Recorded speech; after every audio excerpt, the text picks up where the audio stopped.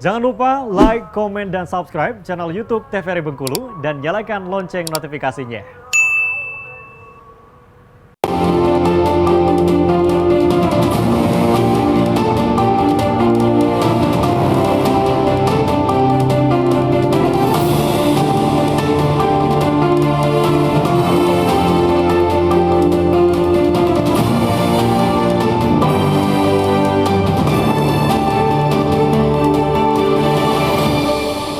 Baik, kembali pemirsa, masih di Berindu TVRI Bengkulu untuk sore hari ini di Senin 2 Oktober 2023 tentunya dengan tema kita yaitu mengenai batik warisan budaya tak benda. Dan kita akan ngobrol kembali dengan dua narasumber kita.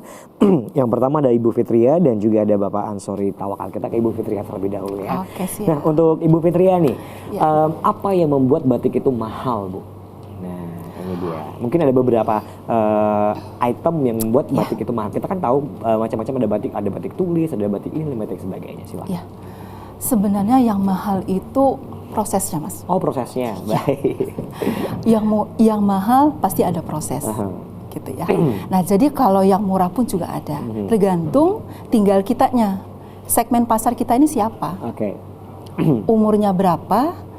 Terus batasnya itu berapa? Jadi kita udah tahu kita mau masuk pasar umur 20 sampai misalnya 50. Konsumen pasar kita misalnya ke pegawai atau juga ke orang-orang yang tertentu. Itu pasti beda harganya. Iya, karena proses ngebatik itu dari segi warna, mendesain, pokoknya proses batik itu kan agak panjang ya, yang namanya tulis. Itu pasti mahal. Tetapi kita mensiasati, enggak semuanya batik itu mahal. Ya, yang murah pun kita buat. Tergantung tadi itu segmen pasar kita itu siapa, itu yang penentunya. Iya. Nah, kalau dulu kan banyak orang yang nggak mau pakai batik itu karena mahal, bukan? Iya. Atau karena apa? Ada alasan tertentu nggak sih orang-orang yang mungkin dulu belum mau pakai batik gitu, Mbak Fitria? Iya, kalau dulu itu kan yang produksi batik di Bengkulu itu belum sebanyak sekarang. Jadi kompetitornya nggak banyak. Jadi mereka itu bisa menguasai pasar. Kalau sekarang udah global, udah media sosial udah terbuka semua. Jadi kalau kita nggak mengikuti pasar, ya ketinggalan lah kita. Gitu. Nah, gitu ya. Iya. Baik, sekarang kita ke Pak Ansori nih, Pak Ansori Tawakal nih. Nah, kalau batik sendiri Pak, kenapa batik itu dibilang selaku sebagai ciri khas dari satu daerah? Misalnya kan kita tahu bahwa kalau di Jawa itu ada batik wayang, kalau di Bengkulu ada batik kain besure. Terus di Papua ada juga lain lagi corak-coraknya dan sebagainya. Nah, itu kenapa bisa muncul hal seperti itu? Apa yang menyebabkannya, Pak? Betul, artinya salah satu keunikan batik ini dia akan menonjolkan ornamen terutama daerah. Kalau kita Bengkulu kita kenal ada batik besure, di mana ornamennya kental dengan huruf-huruf kaligrafi, Arab. Kemudian ada relung paku. Kemudian ada batik huruf kaganga. Kemudian dilihat dari cara bahan bakunya ya, seperti dari NTT, NTB itu ada rajutan. Nah, kemudian kita ada juga dari bahan lamtung ya. Nah, jadi tadi terkait dengan proses, ini juga kita kenal ada batik tulis. Nah, proses batik tulis ini kenapa mahal? Karena memang waktunya lama dan sangat detail gitu.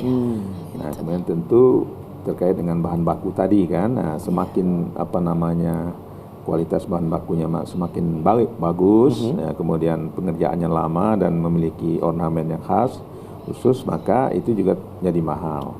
Nah, lalu daerah-daerah yang mengembangkan tadi menyampaikan ke UNESCO dan ini sudah Indonesia ya, kemudian menyampaikan kepada Kementerian Hukum dan HAM itu akan mendapatkan mendapatkan paten ya. Paten inilah yang harus diusahakan masing-masing daerah karena negara lain pun mengklaim. Seperti Malaysia kemarin kan ada batik Palembang itu diklaim oleh Malaysia, tapi Sumatera Selatan cepat membranding dan mempatenkannya. Alhamdulillah aman kita kan. Nah, hal-hal seperti inilah dalam konteks keunikan budaya juga dari sisi bisnis harus dilindungi. Nah, kemudian Kementerian Hukum dan HAM pemerintah Indonesia menjaga betul gitu kan. Maka dengan demikian pemerintah daerah bersama pengrajin harus mengurus mengurus untuk mendapatkan merek dagang dan patennya. Iya. Oke, baik. Nah, kita kembali ke Ibu Fitria nih. Iya. Nah, kembali ke bahan baku tadi yang dibilang sama Pak Anzori ya. Iya. Nah, untuk bahan baku dari batik itu sendiri apa saja sih Bu yang mungkin awal kita pengen membuat batik ini? Iya, kalau untuk bahan batik itu sebenarnya banyak banget, Pas. Banyak banget. Banyak banget. Dari bahan katun aja itu udah ribuan. Oke. Jenisnya itu ribuan. Ini dari kainnya dulu ya. Kainnya aja, mori putihnya. Oh, Itu mori yang putih. pertamanya ya, belum lagi yang apa step-step lainnya. Dari sutra juga ada. Bahannya itu dobi juga ada, viskos ada. Yang paling bagus bahan? Yang paling bagus itu sutra ATBM. Sutra Jadi ATBM. iya, karena dia prosesnya itu kan ditenun, Mas. Jadi ditenun dulu baru dibatik. Oke. Itu yang paling mahal. Tapi kalau untuk yang menyerupai sutra itu juga ada. Oh, ada Ada, ya? dia sejenis tetapi dia itu beda kualitasnya. Iya. Jadi ada beberapa bahan baku yang mungkin bisa disiasati. Iya, kalau mensiasati bahan- harga. Harga ya, oke. Gitu. Nah, slide selanjutnya apa lagi? Yang bahan baku yang harus kita siapkan untuk membuat batik ini sendiri? Pertama itu canting, kompor. Kompor batik itu kan sekarang ini ada, kalau dulu ya itu minyak tanah ya. Nah sekarang ini kita udah memakai yang listrik. Oh, ada yang listrik sekarang? Ada yang listrik, ada juga canting listrik juga Oh, ada. juga. Kalau saya zaman SD dulu masih pakai canting biasa. Canting biasa ya, yang kayak gitu Iya. yang ada yang tembaga Oke, atau juga yang dari kuningan. Nah tetapi sekarang ini, Mas, minyak lampu itu kan udah agak Iya. susah ya sekarang mencarinya. Udah langka Nah, ya. jadi mensiasatinya kita memakai kompor listrik. Nah, itu dia lebih bagus jadinya, cantingnya juga nggak patah-patah, lebih stabil, Mas. Tetapi kita tidak meninggalkan yang tradisi lama yang pakai Oke. kompor gitu. Oke. Tetap kita pakai karena dia ada plus minusnya. Oh, apa Iya, itu? kalau yang plusnya, yang kompor itu dia lebih enak kita mencantinya dan juga harganya agak lumayan. Tetapi susahnya di minyaknya. Kalau yang listrik itu kalau lampu mati, Mas, Oh, iya. nggak bisa bekerja kita. Iya. Nah, jadi kita mensiasatinya tetap dua kompor yang kita pakai. Oke, gitu. baik. Nah, saya pernah melihat itu ada proses pembuatan batik yang dicetak kayak gitu loh, Bu. Oh, cap. Dicap Iya. kayak gitu. Itu proses pembuatan batik yang seperti apa? Kalau teknik pembuatan cap itu dia ada kombinasi cap, ada yang cap murni ya. Dia jadi dibuat kayak tembaga gitu motifnya. Nanti tinggal dicap gitu, Mas. Nah, itu harganya udah beda. Jadi harganya lebih murah dibandingin yang kita tulis.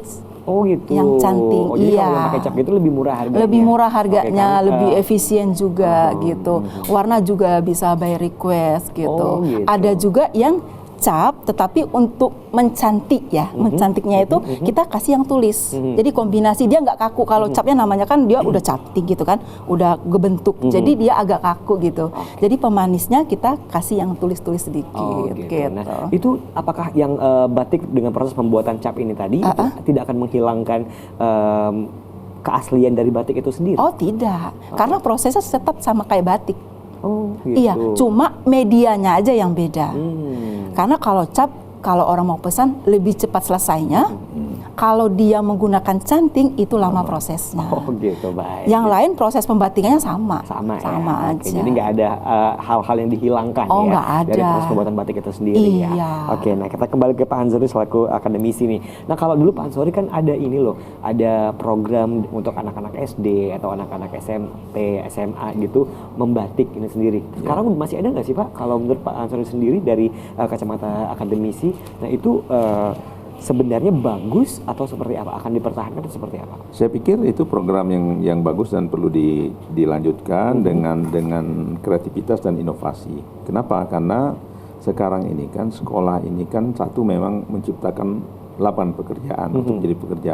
Yang kedua, sekolah itu untuk menciptakan lapangan kerja, mencipta lapangan kerja. Artinya kalau dia dari SMP, SD sudah mengenal keterampilan tertentu dalam hal membatik, dia pada saat tertentu mungkin kalau dia di SMK ngambil vokasi jurusan kalau dulu Jurusan ada tekstil. muatan lokal tekstil. membatik kalau gitu ya, kan. jurusan tekstil dan fashion. Kemudian apalagi menjadi mode perancang mode itu kan dia memang harus memiliki daya khayal. Nah itu kalau dilatih, mereka yang punya talent, anak-anak punya talent itu akan menghasilkan suatu nilai yang tidak terhingga. Artinya maka lahirlah perancang-perancang mode yang lahir dari pendidikan edukasi yang resmi dan pada dasarnya akan memilih profesi dia sebagai pembatik. Betul. Ya, itu kan banyak itu di Jogja, di Cirebon, Pekalongan, pembatik yang memang berasal dari sekolah akademisi Iya, ya. benar, Ya. benar. Di SMK Karawitan ya. Kalau di Bengkulu SMK 5. SMK 5 Iya. ya. Oke. Nah, artinya kita harus lanjut dengan program itu. Dan tadi saya sampaikan bahwa secara bisnis batik ini sudah sangat menjanjikan. Bayangkan hampir 4% dari PDRB nasional kita bersumber dari bisnis batik. Ya, baik yang bersumber dari regional atau domestik maupun yang ekspor. Artinya anak-anak muda kita harus yakin dengan profesi. Dan contoh Bu Fitri ini, dia tadinya kan pegawai di Pemda, tapi melihat peluang bisnisnya lebih bagus, ternyata dia Resign. dengan menjadi pengrajin batik lebih sukses.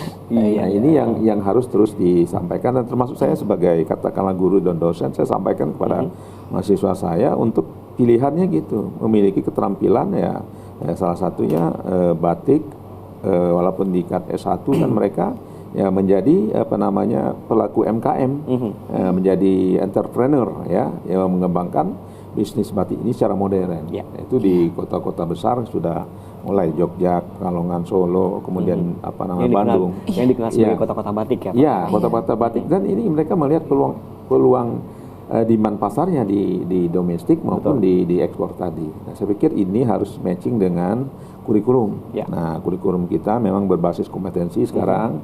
Mas Ilham, artinya baik semua mata kuliah, semua mata pelajaran, mata kuliah ya, kewirausahaan itu ada. Betul. Jadi membuat suatu rencana bisnis termasuk usaha pengrajin, usaha batik, IKM kan, industri kecil menengah. Nah, ini sasaran ataupun program yang saya pikir menjadi prioritas, karena kalau menjadi tenaga kerja saja, alumni perguruan tinggi kita atau sekolah-sekolah tertentu itu tidak akan terserap. Tapi kalau dia menjadi menciptakan lapangan kerja, saya pikir ini sangat-sangat strategis untuk kedepannya. Baik, terima kasih tentunya. Dan kita akan ngobrol lagi, berbincang lagi tentunya untuk sore hari ini, menarik dengan tema kita mengenai batik warisan budaya tak benda. Tapi kita jeda iklan terlebih dahulu, tetap bersama kami di Berindo TVRI Bengkulu.